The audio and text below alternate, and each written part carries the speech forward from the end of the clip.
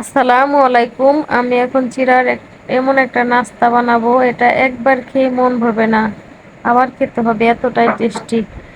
এখন এই চিড়ার নাস্তাটা বানাতে আমি গরম তেলে চিড়াটা দিয়ে একদম অনবরত নাড়াচাড়া করে ভেজে নেব হাই হিটে।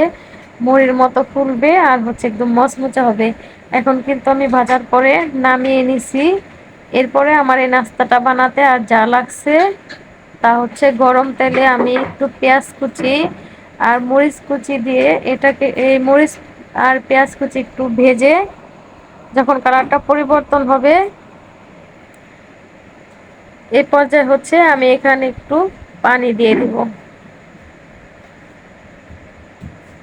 পানি দিয়ে যখন এটা পানি দিয়ে এখানে আদা রসুন পেস্ট দিয়ে আর ধইনা, হলুদ, মরিচ এগুলাও আমি এই যে একত্রে করে নিয়েছি, এগুলাও দিয়ে দেব।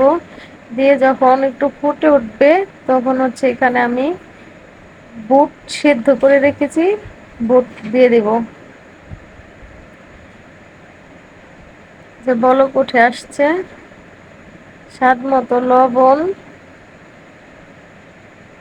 এখন যে বুটটা দিয়ে আমি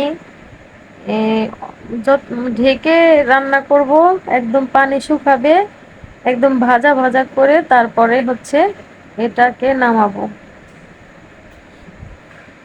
এই যে ভাজা ভাজা হয়ে গেছে আমার বুটটা, এখন নামাবো।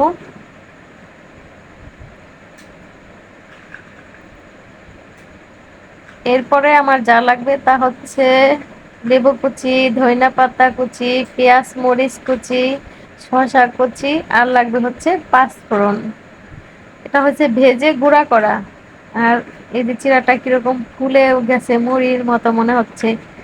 এখন আমি পেঁয়াজ আর মরিচ কুচি এটাকে লবণ দেয়া কিন্তু করে নিব, একদম মেখে। তারপরে ধনিয়া পাতাটাও মেখে নিব। এরপর শসাও মেখে এখন বুট ভুনাটা আমি এখানে দিয়ে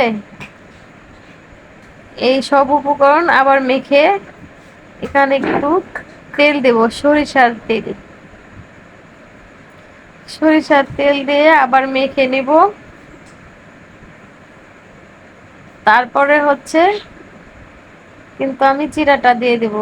এরপরে আমি যে পাঁচ ফোড়নটা দিয়ে আবার মাখাবো। লাস্টে আমি লেবু কুচি মাখাবো। লেবু কুচি দিয়ে এখন ভালো করে মেখে নিব।